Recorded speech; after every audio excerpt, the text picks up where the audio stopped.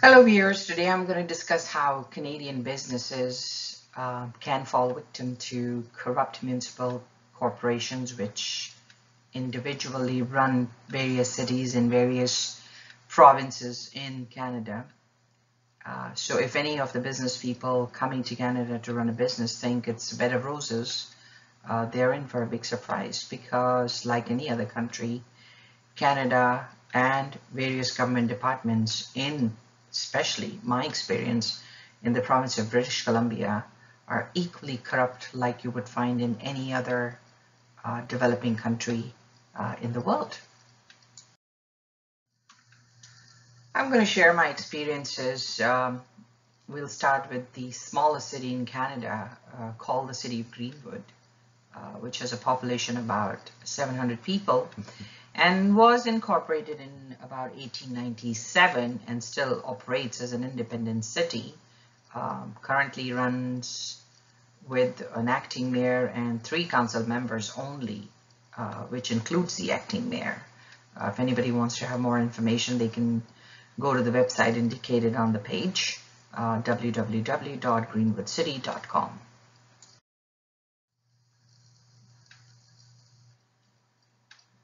You would imagine that if you are, moving to the smallest city in Canada with only 700 people, you would imagine that it should be a fairly easy process. I'm afraid that was not the case for a businessman called Mr. Goswami, who purchased his business in February 2016 by purchasing a motel from their existing owners called the Greenwood Motel, who claimed that they were actually moving out of Greenwood and retiring and going back to their native country, Germany, only to find out later on that it was not the case. So as part of the retirement plan, Mr. Goswami also bought a Pacific Hotel building in March of 2016, which at that time was a share sale purchased with the company name 0779479 BC Limited, which is called in Canada popularly as a number company, which at that time ran a restaurant called the Pacific Grill in the smallest city in Greenwood. And the owners at that time said that, one of them was a cancer survivor and was retiring and was happy to sell his running business, supposed to be profitable. I wonder how. And in good faith, Mr. Goswami purchased the building with all its assets as a share sale, which included a restaurant so that he could restore the hotel part of it. Once Mr. Goswami bought the Pacific Grill restaurant, the adjacent building, which was Greenwood-Bar, and also a hotel building, although the hotel was not operating, the owner convinced Mr. Goswami that, this is a great business. And at that time, it was the oldest bar running in Western Canada. And the excuse that he gave that it's been a very profitable business for him and his family was running the bar for approximately 20 years. And because his wife is now suffering from cancer and he lives in another city called Vernon, which is a city approximately 206 kilometers away from Greenwood, and commuting between Vernon and Greenwood for him to run this bar or oversee the operation was becoming tiresome, and he wanted to make sure that he could spend some time with his ailing wife. So Mr. Goswami saw a good opportunity to be able to purchase the business and restore the hotel part of it. Mr. Goswami didn't think what was coming to him. All of a sudden, he had bought 3 businesses, a Greenwood Motel with the RV park, from the owners who were apparently retiring and suffering from a medical condition and moving back to Germany. Pacific Hotel building, which was running a Pacific Grill restaurant, where one of the owners claimed to be a cancer survivor and was planning retirement. Windsor Hotel building, which was operating the Greenwood Bar, which was claimed to be the oldest bar in Western Canada. And the owner claimed that, commuting 200 kilometers away from Vernon was an issue, and his wife was suffering from cancer. So Mr. Goswami thought, like any other business owner, that I'm going to help revitalize the economy of Greenwood, restore the hotel buildings so they can operate, and hopefully it'll bring more tourists. Clearly, there were no jobs created in Greenwood for over 20 years, or any property sold in Greenwood for 20 years. And hopefully this will uplift the community that he was becoming part of. And with his efforts collectively, hopefully Greenwood City will come back and gain its true potential and heritage value that it deserved. He was really hoping that he could save Greenwood from becoming a ghost town. Did that happen? You would think so. No, it didn't happen because a lot of people in the corrupt system didn't want this to happen. At the time of purchase, Mr. Goswami realized that Greenwood had virtually no system in place at all. The city had no transportation system, no taxi, no bus service for the city residents to go anywhere. There were no supermarkets or grocery stores, and the closest supermarket was 31 kilometers away.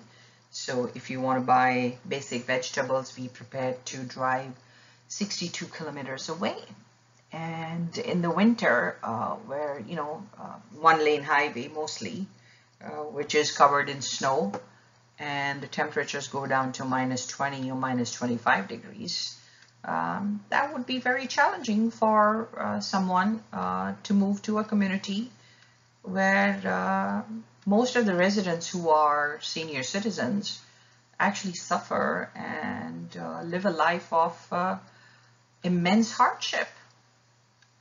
Mr. Goswami thought he could contribute in many ways to make sure that some of these hardships can be reduced, and he will try and accommodate and bring certain facilities as an opportunity that he saw as a business, which will help the residents of City of Greenwood. Was he allowed to do that? I would hope so, but no. The local government, with some of their corrupt politicians, made sure that he was not allowed to do anything. And they saw him as a great threat because he was from a different origin. So part of the business plan developed into running a 24-hour store inside the Greenwood Motel and RV Park, because most of the travelers who stopped by and stayed at the motel were people commuting from the Vancouver region deep into the interiors of BC. And in the middle of the night, there was no food, water, drinks available for approximately 200 kilometers in each direction. So Mr. Goswami thought that this will promote visitors, and they would want to come to the smallest city in Canada and build some infrastructure and facilities for them.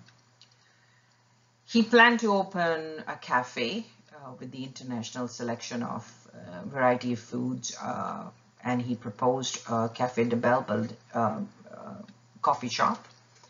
He planned a 24-hour pit stop with the name Highway 3 Pit Stop Greenwood, and the first supermarket in Greenwood with the name Greenwood Superstore.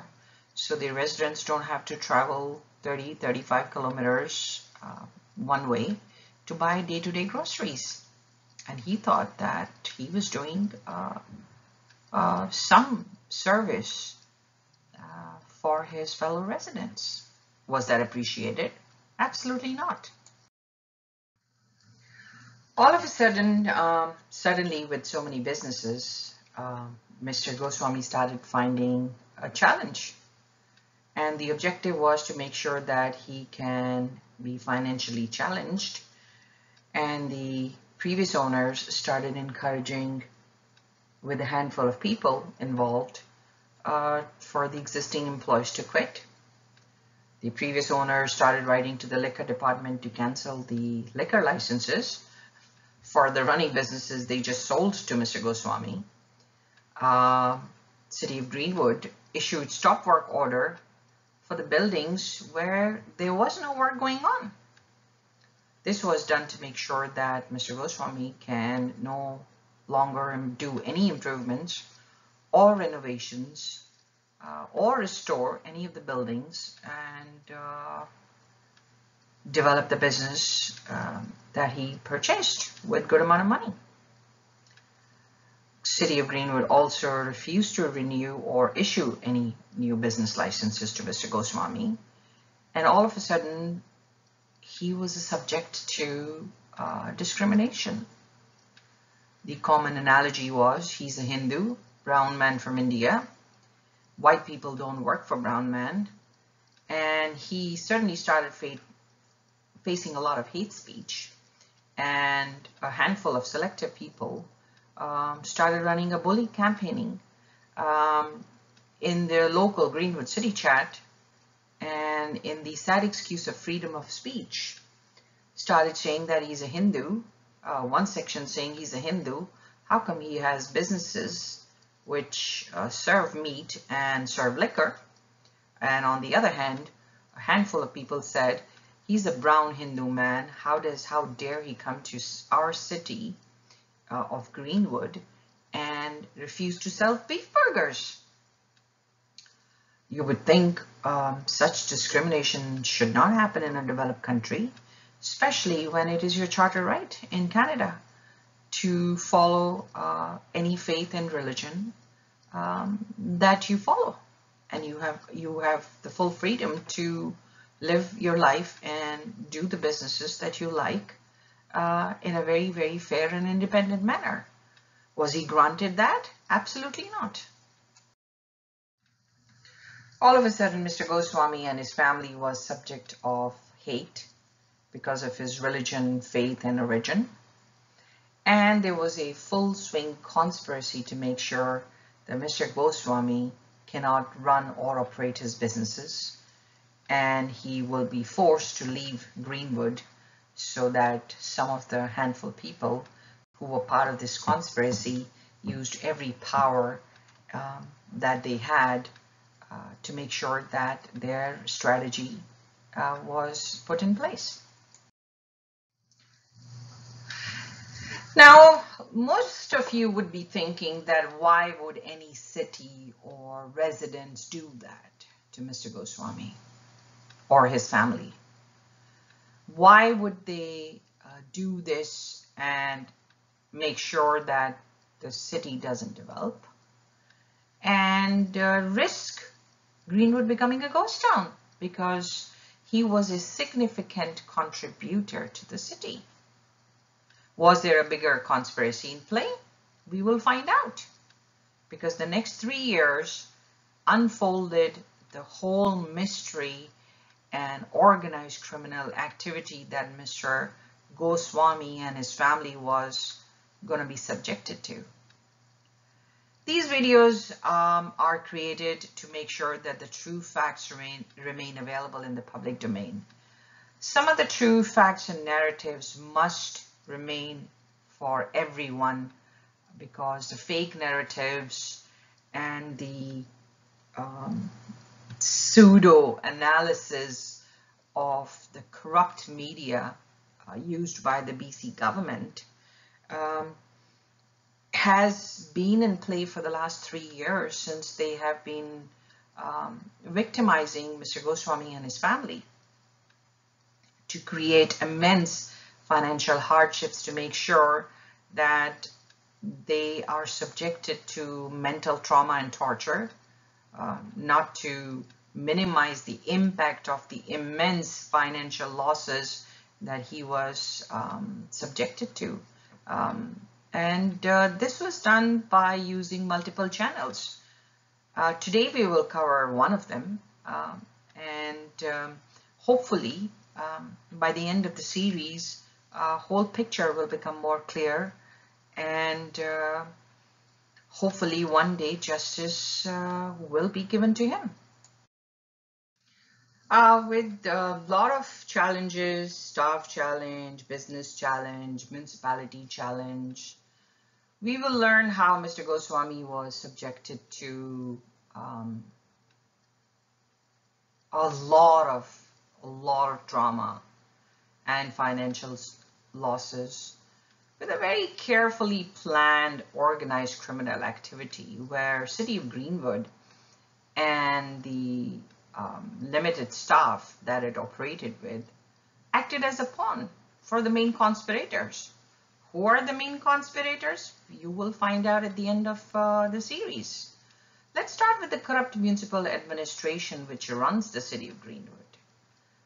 Wendy Higashi, who is acting as a chief administrative officer, and by the way, she has no education or experience in any form of administration, and she's granted that job overnight.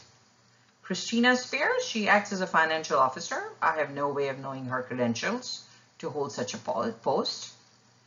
Earlier, a secretary or general insurance clerk, which was issuing car insurances and other government identification services, that was suddenly shut down. And the current operations are replaced by a brokerage owned by the current credit union. Credit unions are like banks, but lesser than banks.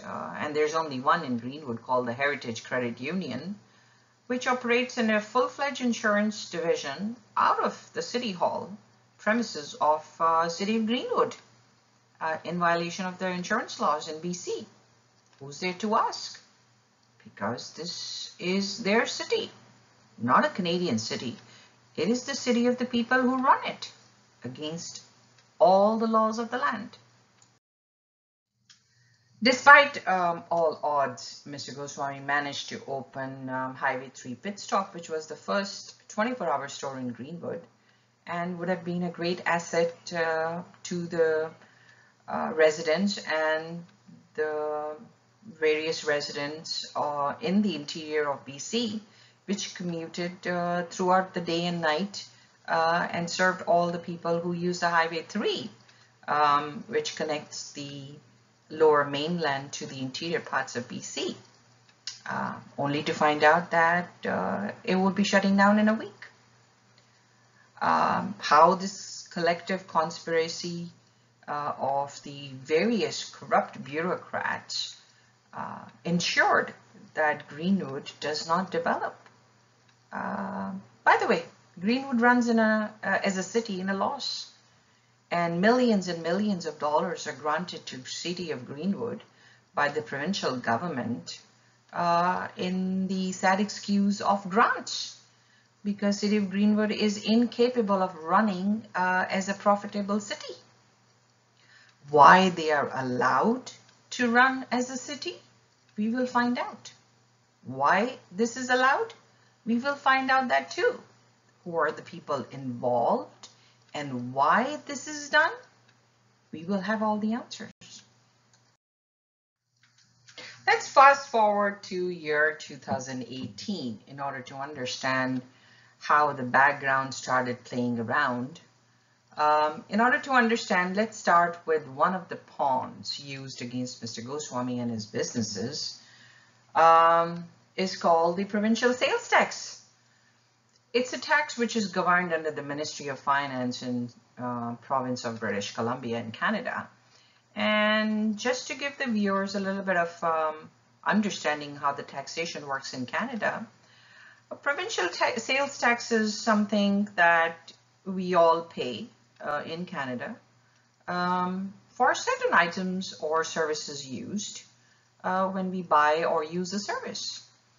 And all the businesses which collect this PST, commonly called the provincial sales tax, is called PST, they remit this back to the government every month, quarterly, or annually, based on whichever way the business is registered. So for example, currently in British Columbia, the PST rate for accommodation services like hotels and motels is about 8%.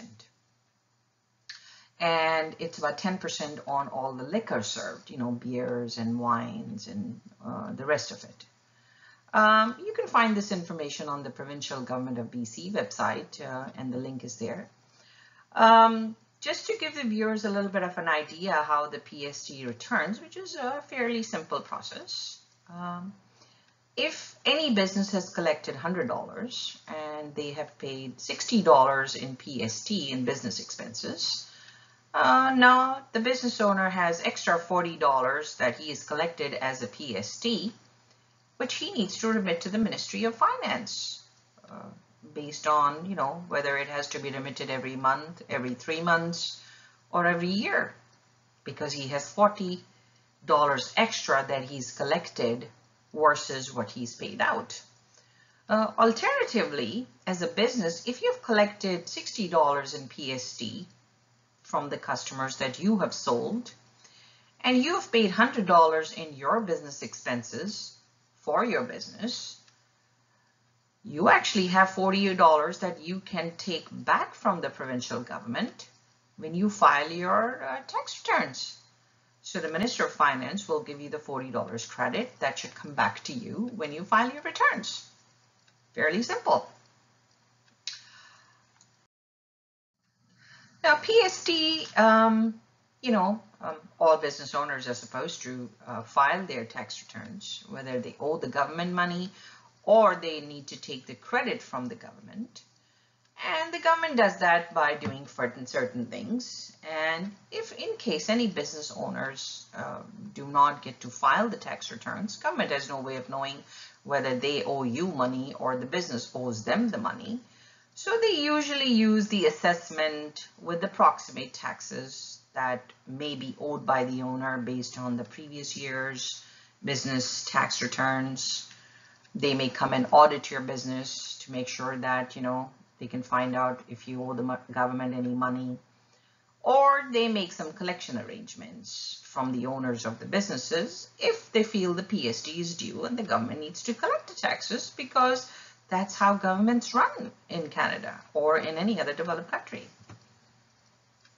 Now, the owners who don't pay, usually government will give them notice, and if they still don't pay, they will make some collection arrangements, which may include freezing the owner's business bank accounts to collect all the money cash, or they will put some liens against the assets of the businesses, basically try and recover any amount that may be due to the government, which is a better way of doing business.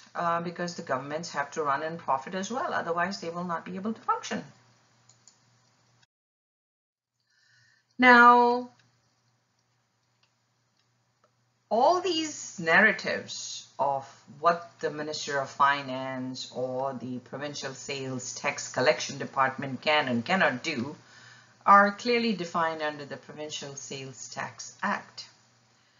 During the whole process of, filing and collections and liens, the objective of any administrative law would be to make sure that the owners are informed of the process that has been taken.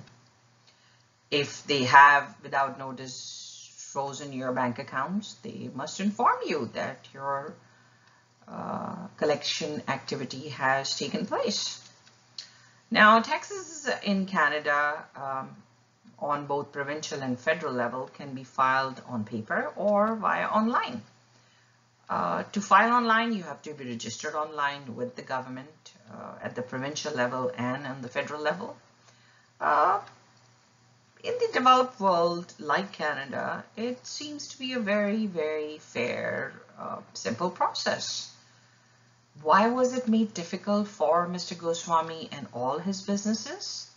You will find out. How carefully he was victimized using this blatant, simple administrative process to make sure that he has to fail at every step of the way, and how the corrupt politicians, administrative officers at each level made sure that happens, you're about to find out. In order to find out what really happened in 2018, we will cover in detail the conspiracy and planning, which was actually hatched back in 2016 and 2017 to kill Mr. Goswami's businesses. He stretched it to 2018. This time, the conspirators involved wanted to make sure that there is no room for error on their part, and they implemented a foolproof strategy, including using PST as an active element to shut down his businesses. Very hard to do so, but they tried. What happened in 2016 and 2017, which will explain what happened in 2018, which is what we are about to show, is a whole session by itself. But to ease the narrative, let's put it this way, that in 2018, Mr. Goswami uncovered a certain fact which made sure that he was now getting the sense of what he's up against. He sought judicial intervention and filed a petition against the provincial government and the PST department, asking for simple answers. Asking how much money have you collected, how much money you are claiming, and why are you claiming these monies? I need to know as a business owner, because all the government departments involved are refusing to give me the information which I am entitled to, which I have the right to. Was he granted that? No. Now, after being tossed around between different departments and bank, which is the Heritage Credit Union, Mr. Goswami decided to file a petition in the Supreme Court Victoria Registry on October 18th, 2018. And I have attached the first page of the petition, and I will make sure that the complete PDF document is available as a hyperlink with this video for the viewers to watch if they wanted to find out the content of the petition for their use. Now, the objective was that since he's not getting the answers, the courts and the government department needs to understand Mr. Goswami's position in this matter. Now, in the petition filed on October 18, Mr. Goswami named the individuals who were refusing him the information that he wanted, which included a guy called Colin Klingsfohen, Cynthia Sylvester, and Kelly Warboski, who all worked for the Minister of Finance, Director of the Provincial Sales Accounts Department, and Donna Durbin, who is the branch manager for the Heritage Credit Union in Greenwood. This petition was filed to make sure that Mr. Goswami can get the documents and the clarifications that he required from these departments and institutions, which should have been a very fair process and an easy process to do, but he was denied. Mr. Goswami wanted to find out why he was subjected to and denied all the information that he requires to find out of the conspiracy hatching against him without his knowledge. This should have been a good notice for the people. But guess what? Mr. Goswami was about to find out that the conspiracy is much, much deeper than anyone would have anticipated as a reasonable person. Like any other normal person would think that, I'm not getting the justice from the credit union and the corrupt administrative people. not understanding the reasons why he was denied this. Mr. Goswami, as the law requires, filed a petition with a supporting affidavit, which I'm showing you a screen here, and I will upload the link to all these documents with this document as well, to make sure that the court is made aware of the true position, and he wanted the court to intervene to find out why he was not given the basic information that he was entitled to. In the affidavit that I will provide the link for so you can read the whole affidavit, he included the correspondence he exchanged requesting Donna Durbin for the correspondence and all the details of the bank accounts and the monies remitted to the government, all the request documents that he obtained from Colin and Klingsford and Cynthia and Kelly, just to understand what was going on. And he thought that once he has taken this step, he will be getting the answers, only to find out that the PSG department was hell-bent to make sure Mr. Goswami does not get any of the answers that he's looking for in order to resolve the PST issue till the objective of the co-conspirators is achieved.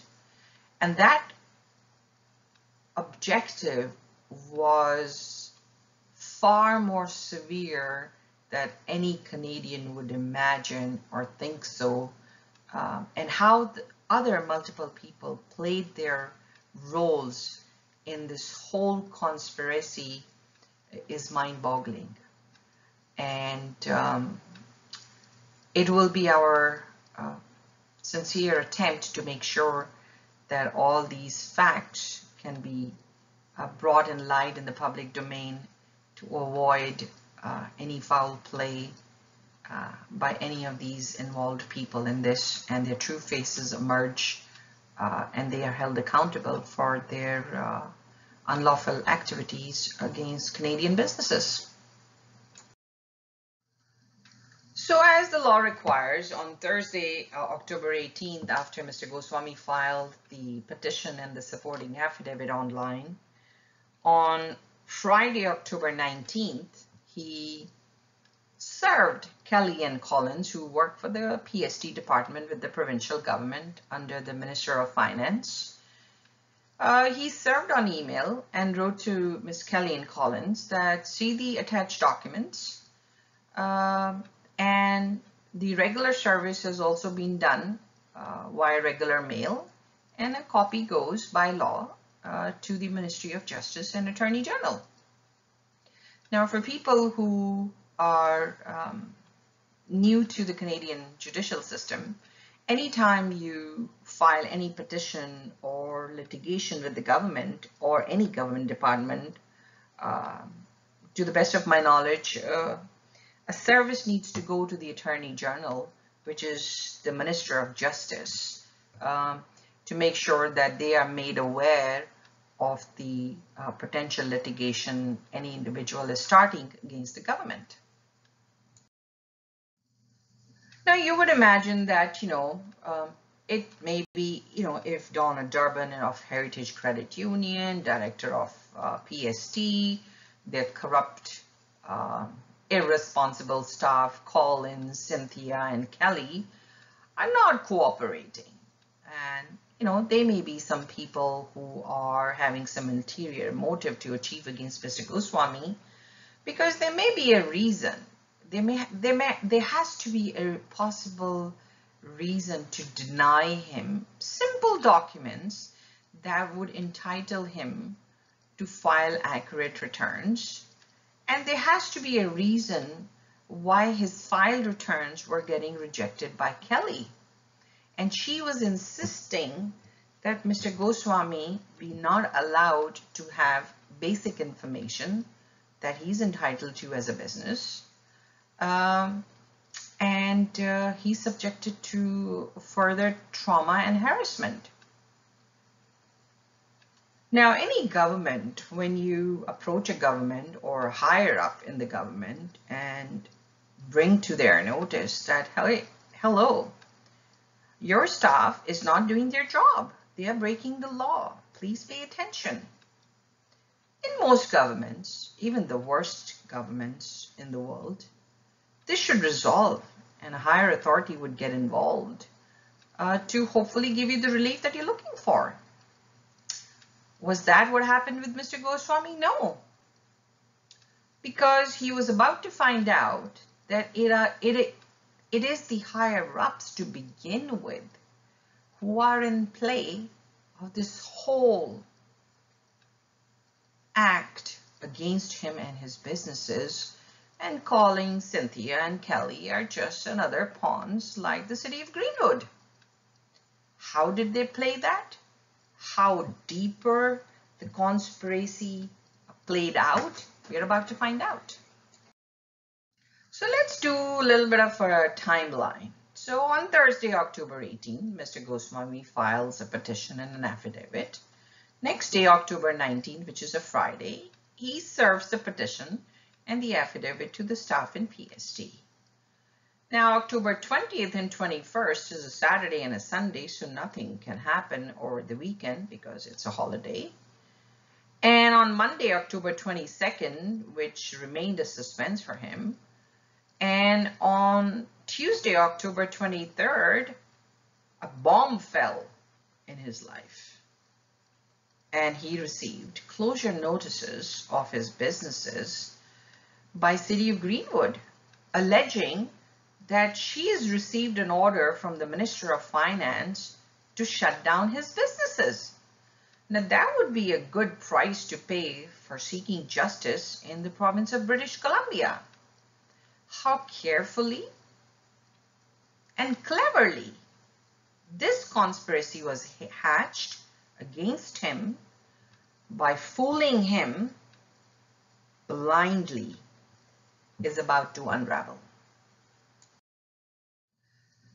So on Tuesday, October 23rd, one Mr. John Smith, who was the newly appointed bylaw enforcement officer who worked for the Greenwood City, something that none of them were aware of, showed up at the Greenwood Motel and brought down 2 documents that he was about to post on the properties of Mr. Goswami in his absence. The first document that he brought was a letter written by City of Greenwood, Wendy Higashi, signed as a Chief Administrative Officer, saying notice of cancellation of business licenses for Mr. Goswami. Now, for your ease of reference, the scanned copy is not a very good document that you can read. So, just to read out, it said, Mr. Goswami, please be advised that the City of Greenwood is cancelling your business licenses for the following businesses. Greenwood Motel doing business as Greenwood Motel and RV Park, business license number so-and-so. Pacific Hotel Ltd doing business as Pacific Grill, business license so-and-so. These business licenses are cancelled by the provincial order from the Ministry of Finance. Now, to begin with, City of Greenwood refused to renew the business licenses of his multiple businesses, and only 2 businesses that he was planning and working very hard to make sure that they operate were the Greenwood Motel and Pacific Hotel. And all of a sudden, after he sought justice from the judicial system in British Columbia, he was slammed with the notice of cancellation of business licenses. And surprisingly, this unknown provincial order from the Ministry of Finance was slammed in his absence on his businesses. Allegedly, what came with the 23rd October letter was a letter dated Monday, October 22nd, which would have been the first working day after the ministry was served the legal notice for the litigation against them, which was signed by a lady called Michelle Lee, who was the director of provincial sales tax. So this was their answer as a punishment for seeking justice. Now let's review what the letter of October 22nd, written on the letterhead of Minister of Finance, Consumer Taxation Programs Branch, Government of BC in Victoria, stated. The Ministry of Letter was actually addressed to Mr. Goswami, but he wasn't given that letter because remember, it came on Tuesday, October 23rd, with the letter of Wendy Higashi. Now, the letter said many things, and one of them was that this letter confirms the receipt of 2 applications for registration of PST and the authorization forms. When these 4 applications were made, no indication. Why is someone confirming receipt of applications without any reference? Nobody knows. And said many things, many things that was created a narrative, a confusing narrative, because when you want to trap people, honest people, with lies and fake narratives, you have to be very creative, and no matter how creative you are, you tend to trap yourself in multiple ways, which is how this letter was laid out. In addition to the 2 applications for GST, the letter alleged that Mr. Goswami apparently has requested for reactivation of 3 companies' PST accounts called the Windsor Hotel, Pacific Hotel, and Greenwood Motel. Now, Mr. Goswami didn't apply for any reactivations of the Greenwood Motel, so why the John Smith, who's the enforcement officer, showing up in his absence in his business was not very clear to Mr. Goswami. The Ministry of Finance letter alleged that the PST accounts for these 3 companies were allegedly closed due to non-compliance. Minister of Finance letter alleged that notice of these closures of each account was mailed to the last business mailing address. And guess what? I forgot to mention, in the city of Greenwood, you don't get mail at your home. It comes to a post office. And guess what? Who runs the post office? The sister-in-law of Wendy Higashi. How does the government make sure that your mail reaches you, especially when you're not in town? So if the lady working at the post office does not put the mail in your mailbox, you will never know what was sent to you.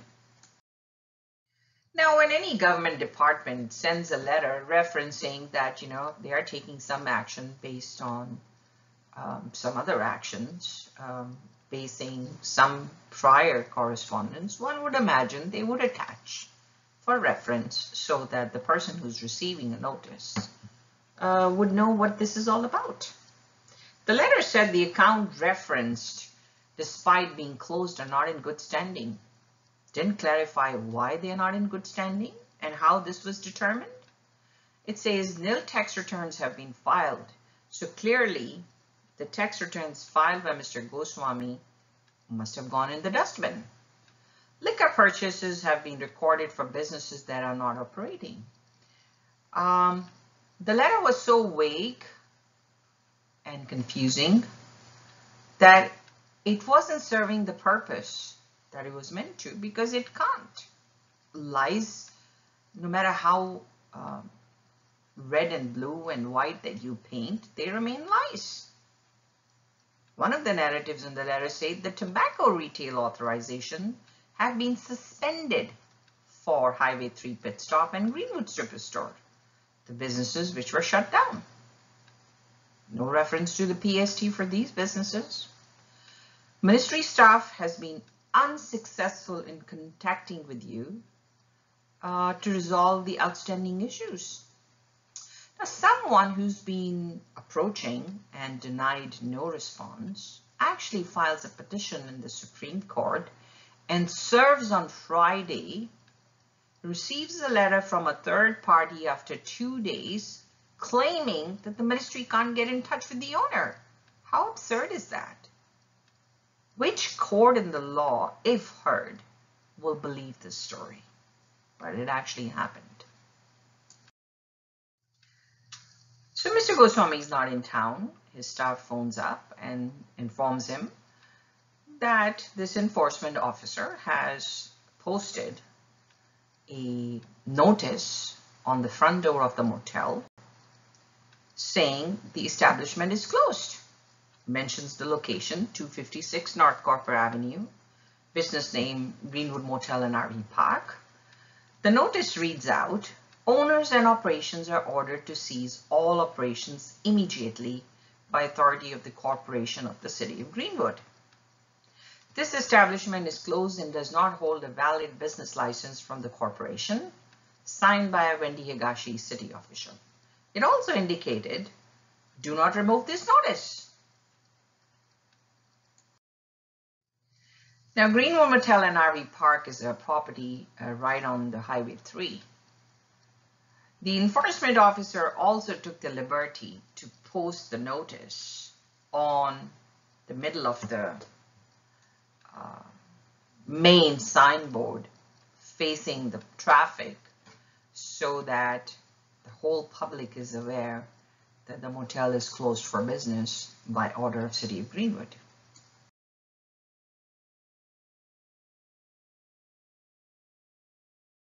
Now, a similar notice was posted on the main door of the Pacific Grill restaurant. It stated the same thing. Establishment is closed. Location 309 South Copper Avenue, Pacific Grill restaurant. Owners and our operations are ordered to cease all operations by the authority of City of Greenwood. Establishment is closed and does not hold a valid license from the City of Greenwood, and signed again by Ms. Wendy Higashi, the city official.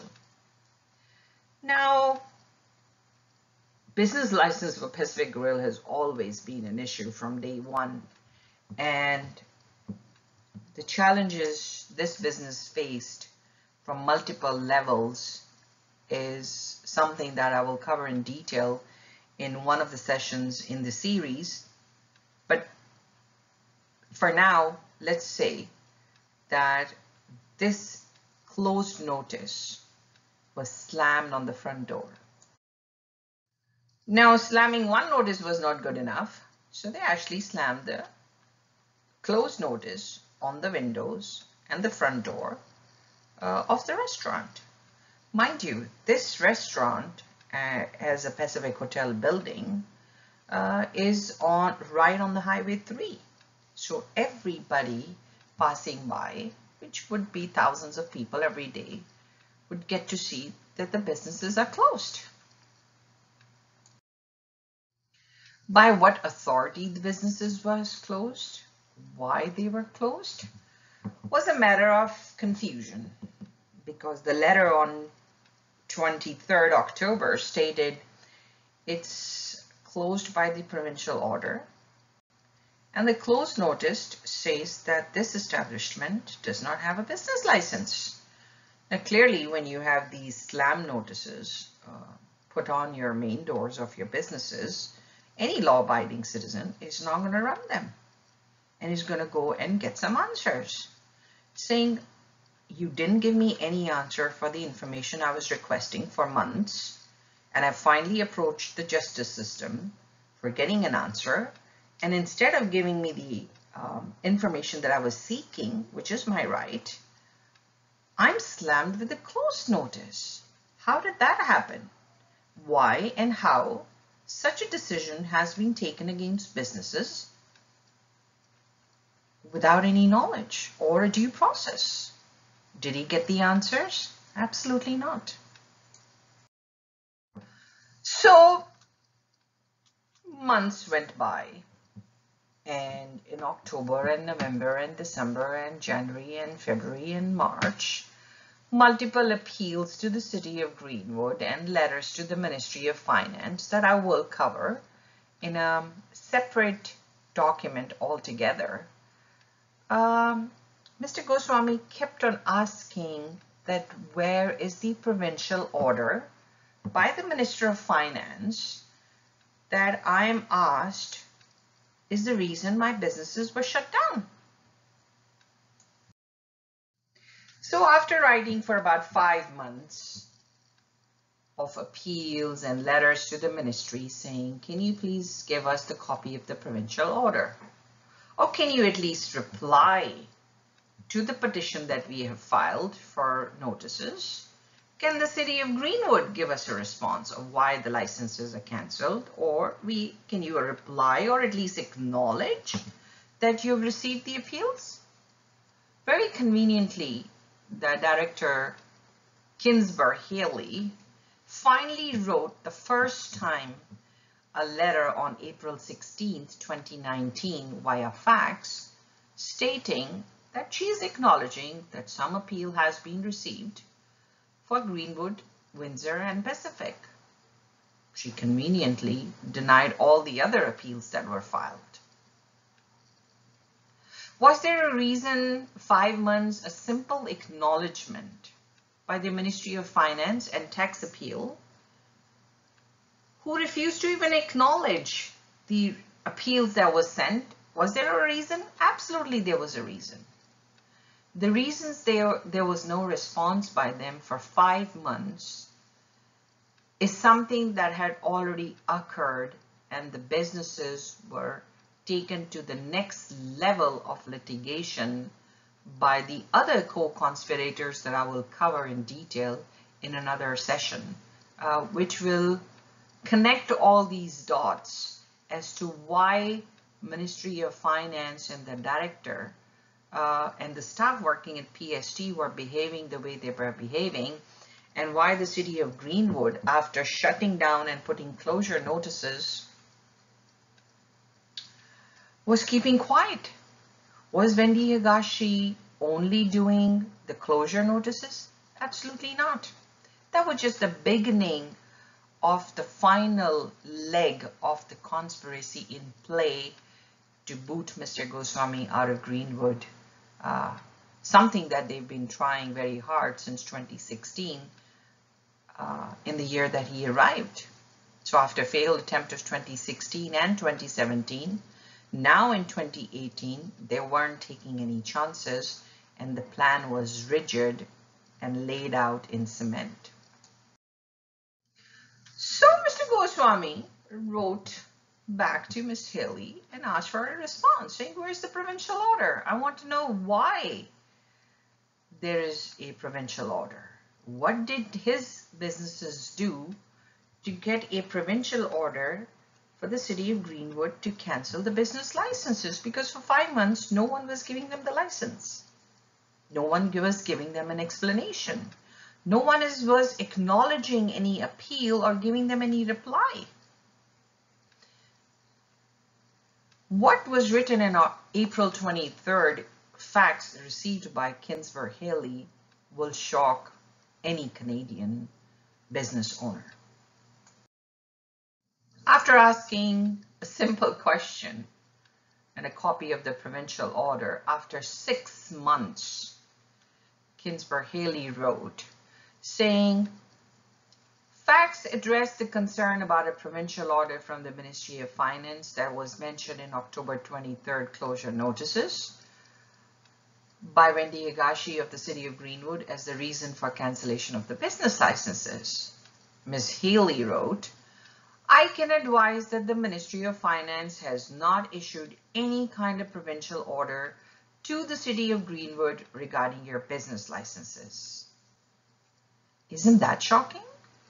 It takes you 6 months to reply to a simple answer. She further writes, by the way, Provincial Sales Tax Act, called the Act, does not provide for such a provincial order. Ms. Haley, a simple question for any Canadian business owner. What took you 6 months to write a simple answer to a simple question? Must be something that was part of the conspiracy and the plan that will be very, very clear and transparent in the next sessions that I'm going to bring it to light. Finally, after 6 months, in her letter, Ms. Haley wrote, "A copy of the October 22nd, 2018 letter was sent to the City of Greenwood. Why? Not answered." After 6 months, she writes, "Concerns you may have with any action the City of Greenwood took with regards to the business licenses or other municipal affairs should be addressed with the City of Greenwood." And that's a strange thing to write after 6 months when you have been informed and copied on every piece of document and correspondence repeatedly written to the City of Greenwood and the Minister of Finance and the Director of PST seeking explanation for this provincial order. And now after 6 months of ignoring all the facts, you finally give a reply that there is no such provincial order to begin with.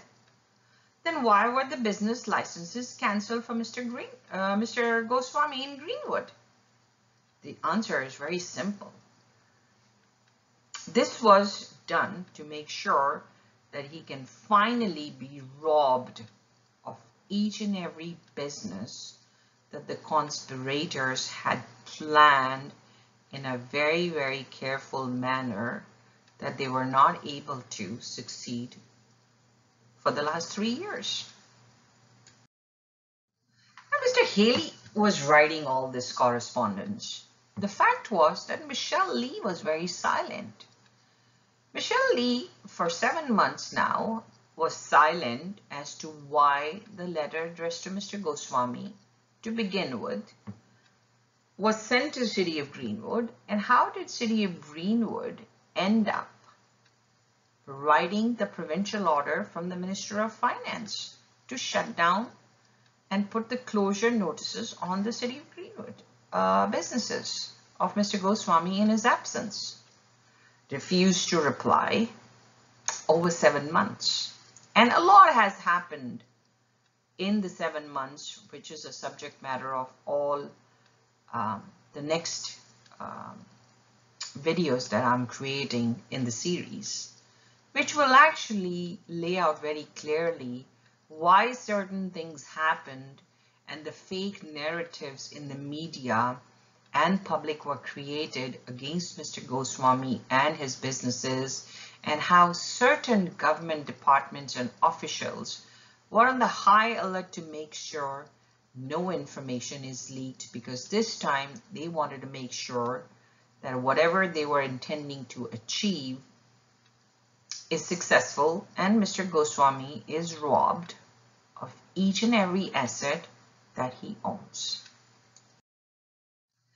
So on May 27th, we got another letter from Ms. Haley saying that she acknowledges that there has been now some appeals sent for these 3 businesses called the Greenwood Motel, the Windsor Hotel, and the Pacific Hotel Ltd, only to say that Section 211 of the Provincial Sales Tax Act states an appeal be served on the minister within 90 days after the day of the director's notice of decision.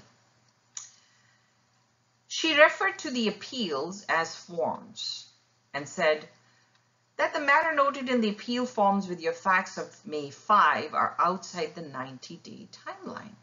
And the question Mr. Goswami had for the PST department was, didn't I file a petition in October 2018 saying I don't have the information?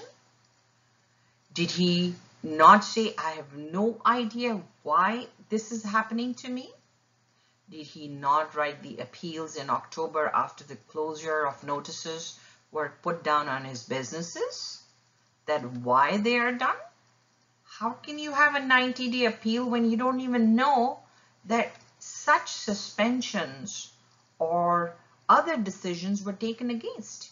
So when does the 90-day period start? Well, they don't care about that.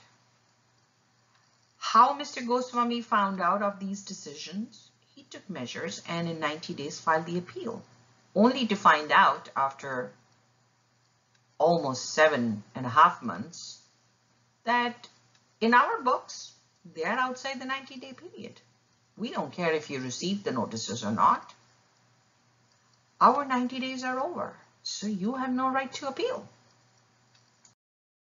Finally, in her fax dated May 27, 2019, after 7 months of constant nagging about this letter and the so-called provincial order for closing down the businesses, Ms. Haley writes, regarding your question about a copy of Michelle Lee, October 22nd, 2018, being provided to the City Greenwood, I've referred this matter to Michelle Lee for her attention.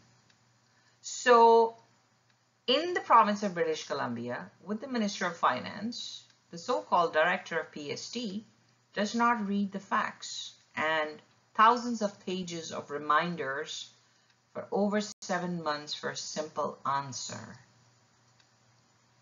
as to why their businesses were shut down. Finally, after June 6th, Ms. Michelle Lee finally replied. And by the way, from a director, she was promoted to become an executive director. Some performance to deserve a raise for not replying for 7.5 months. And timing of these letters in April and May and June are very, very significant, because parallel to these correspondence, so many other things were happening against Mr. Goswami's businesses to make sure that he's robbed of every asset that he created in the city of Greenwood, which is a matter of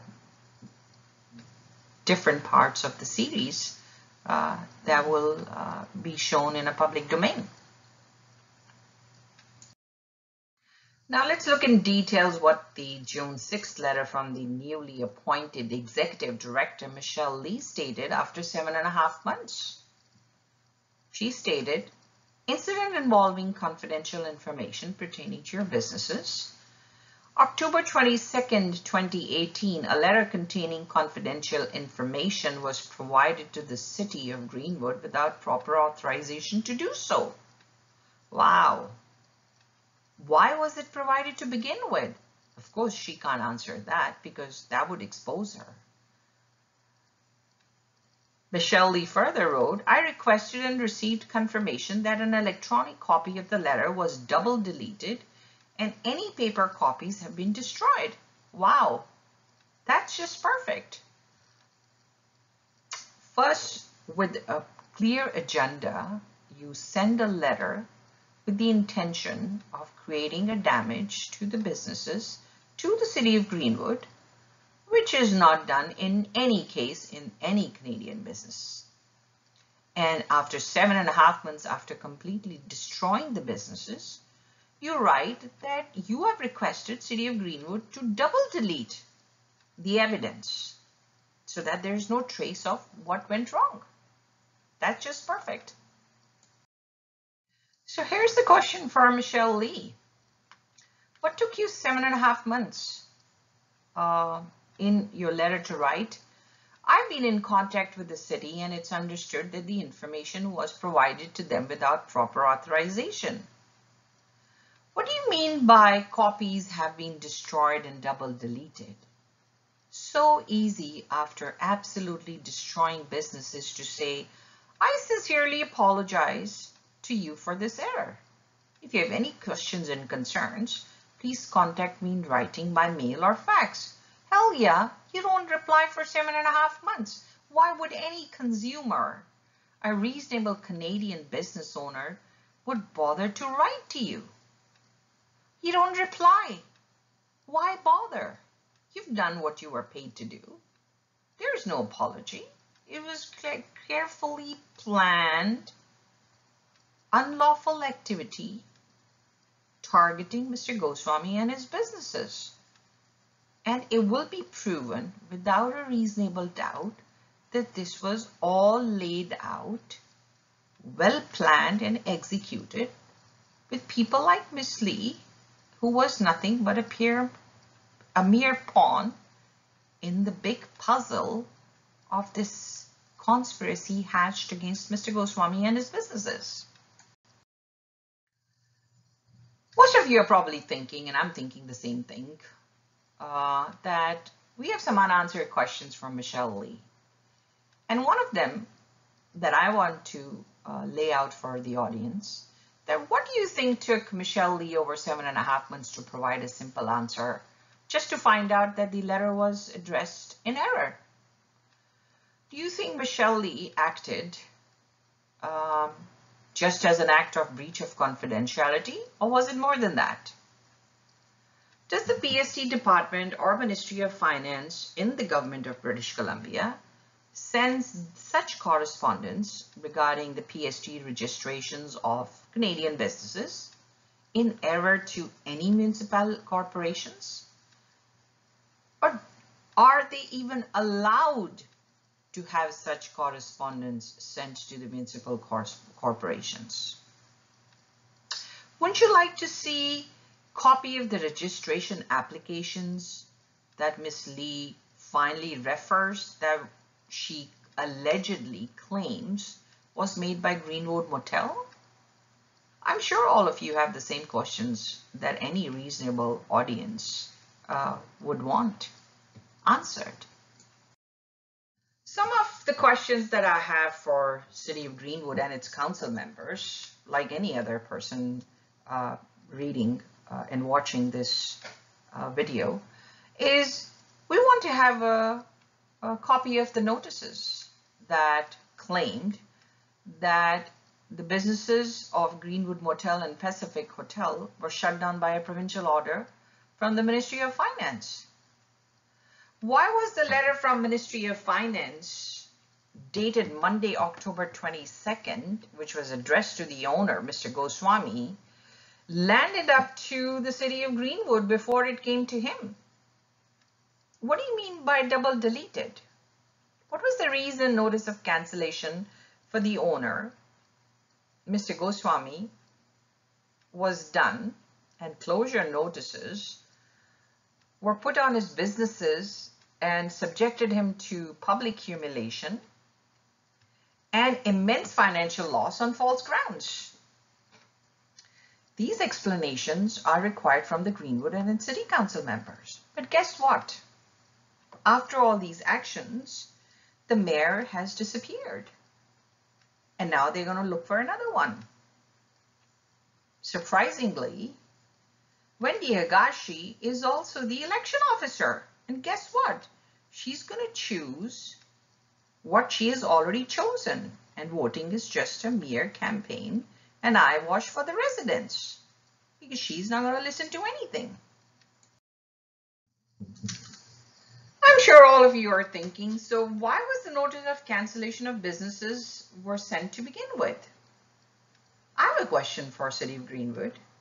Show me the council meeting or the approval from any city council which authorized Wendy Higashi to issue the notice of cancellation of businesses. Clearly, there was no provincial order from the Minister of Finance, as she alleged in her false letter, to put closure notices. To begin with, there has to be an absolute reason why the appeals for these cancellations till date have not been addressed by the City of Greenwood. I have some other questions from Kelly Warboski, who works with the Minister of Finance, supposed to be, I think, head of the team leader or something, that no returns were filed for Greenwood Motel, Pacific Hotel, Windsor Hotel, Greenwood Superstore, and Highway 3 Pit Stop. She cannot deny that because there is evidence on file that whatever is claimed in the letter of Michelle Lee sent to conveniently City of Greenwood to issue closure notices based on a provincial order which did not exist and clarified after 7.5 months conveniently actually didn't happen. I have some more questions from Kelly. Show me the evidence that you sent any correspondence regarding PST, suspension, cancellation, activation, reactivation, or whatever the terminology you use as per your convenience, was sent out for any of the businesses for which you were conveniently passing on the decision. Do you think it is a mere disconnect between two departments in the Ministry of Finance? You want to give them the benefit of the doubt. I want to give them the benefit of the doubt. Except that facts prove otherwise. Beyond a reasonable doubt, it's proven that all of these officers acted in bad faith. They knew exactly what they were doing, and all the communications, acknowledgements, and clarifications sought were sent out after a period of 6 months, 7 months, 7.5 months, to perfectly align with the other parts of the conspiracy which was in play against Mr. Goswami and his businesses to make sure he's robbed of every dollar to his name. Ms. Kelly has to answer with the director PST staff that any documentation claiming any PST from Mr. Goswami or any of the businesses was ever served on him. Clearly, as a government organization, you have immense powers, but the Act allows you to inform and clarify and explain and provide evidence of whatever you are claiming. This is a democratic country. Canada is supposed to be a developed nation. How is it that in the province of British Columbia, with the Minister of Finance, people who can levy such immense damage to Canadians and Canadian businesses are allowed to get away with? Surely you are protected. Surely you're not doing this because regular Canadian bureaucrats don't behave like the way these people behaved in the matter of Mr. Goswami and his businesses. What do you think was the reason? You're about to find out. I have another question. Kelly has to provide evidence that Cafe de Bell, Pacific Grill, and Greenwood- Part Ltd. had any PST collections to begin with. Surely the Heritage Credit Union bank accounts for these three businesses were frozen. There has to be a reason why these company bank accounts were frozen. But guess what? The ministry is not interested in them anymore. They can just freeze the bank accounts of any Canadian business without any justification or explanation and get away with it. Guess what? Facts don't lie. No matter how badly you backtrack to cover the tracks of your unlawful activity, facts remain very, very evident that there was a huge conspiracy in play using your power and position with the sheer abuse of the authority granted to you as someone who worked in the director of PST department with the Ministry of Finance. Clearly, these people didn't do this on their own. They had no interest. They were asked to do so. Who asked them? Why they were asked? Why they did that? You're about to find out once we are done with this series. I have a question for my viewers. What do you think took the Minister of Finance 6 months to even acknowledge a Canadian business owner's appeal, and 7.5 months to find out that there is no provincial order of the Minister of Finance to begin with?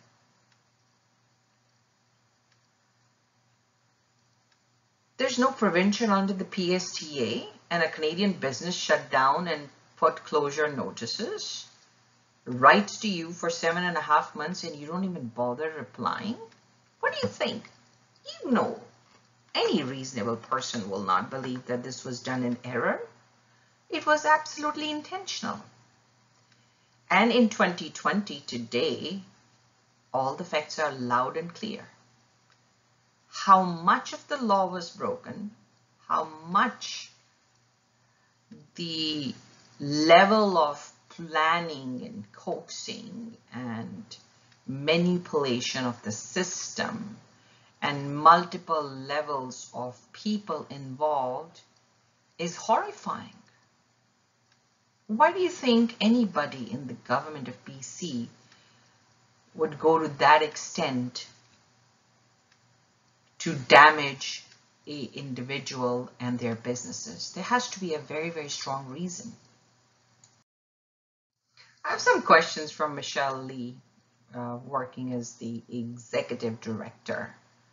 That how many businesses information have been given to the municipal corporations by the PST department in the province of British Columbia? I guarantee you not one, except Mr. Goswami's businesses, clearly within intention, because it was not an error. She should be providing evidence that how did the Ministry of Finance knew which businesses were not operating, and how did she know that she was recording liquor purchases for the businesses not operating. The only two businesses that were operating with the liquor license was Windsor Hotel and the Pacific Hotel.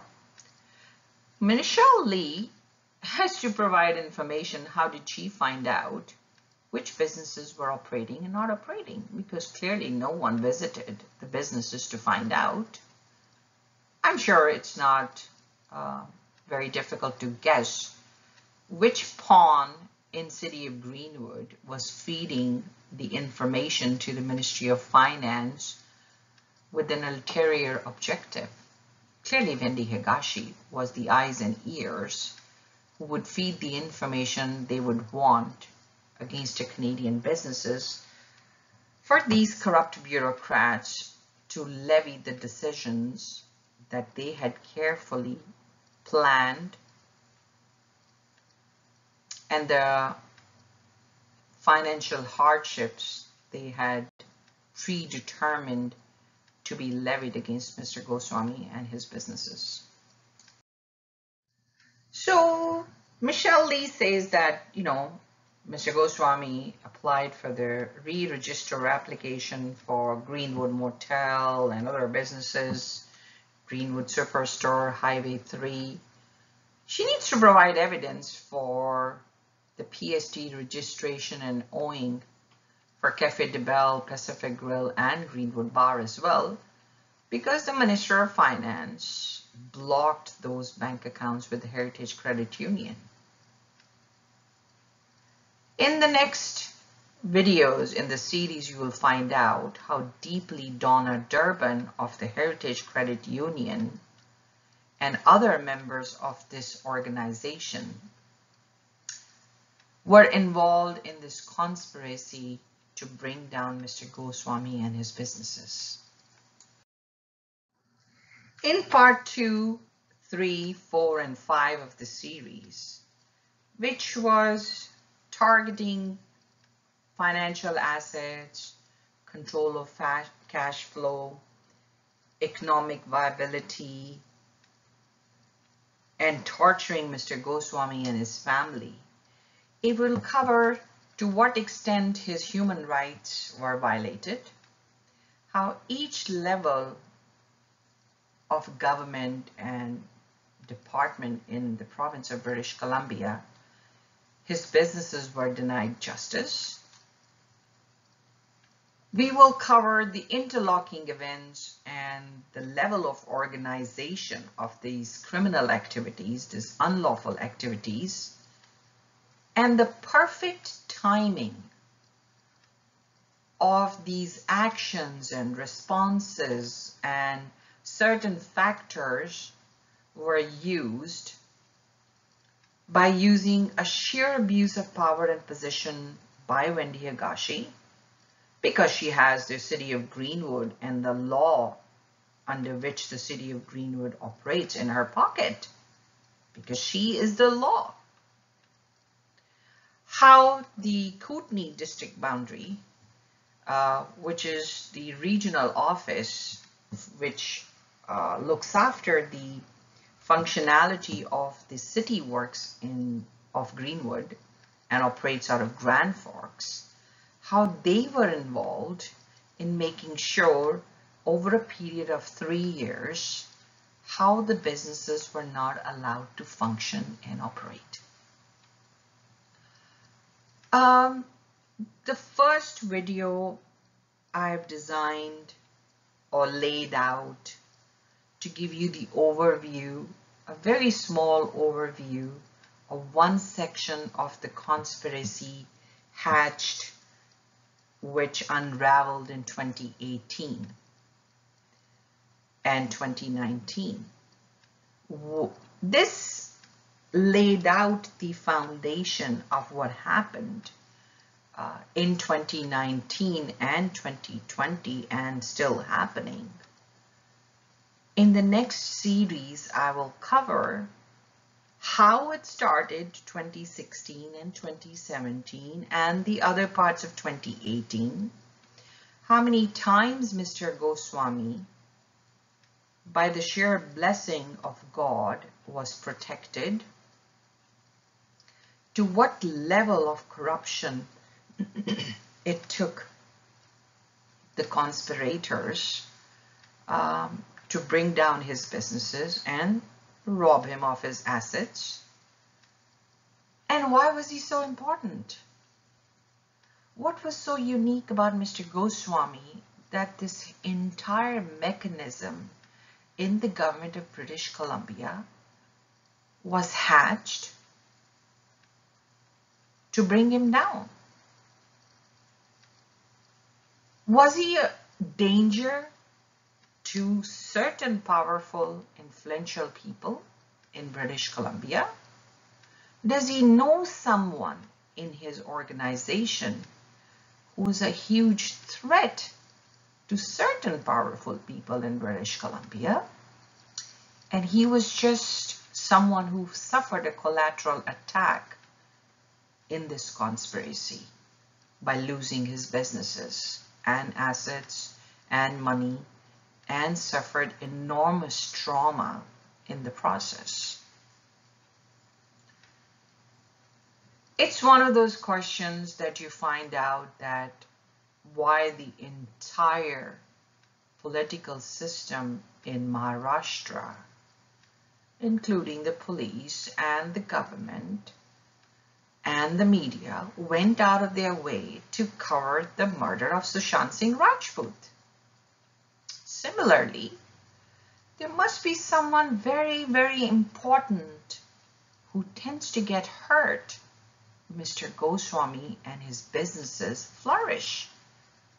Because if he becomes successful, all the fake narratives around him, his economic stability, his success, is a sheer threat to certain people who want to control British Columbia. They run the government, they run the judiciary, they run various documents. One would imagine that would be the British Columbia government. Guess what? The government in British Columbia, which is run by John Horgan, he doesn't even know that he doesn't run British Columbia. It's the parallel government which is in play in British Columbia who does these collateral damages to protect the corrupt criminals they have hired and placed at every department in the government. I look forward to your feedback. I hope it was not very confusing, because it is very confusing. The whole process and unraveling of the true facts that are now known to the owner, which started much, much before that what he's aware of, will be something that will be horrifying for anybody who wants to come and settle down in British Columbia, especially in the interior parts of BC, which is a region suffering with drugs, poverty, unemployment, hardships, lack of medical treatments, and yet millions of dollars are given to these smaller cities as grants, and they are run in a highly unlawful manner. I look forward to your feedback, and I hope to see you soon for my next video. Thank you.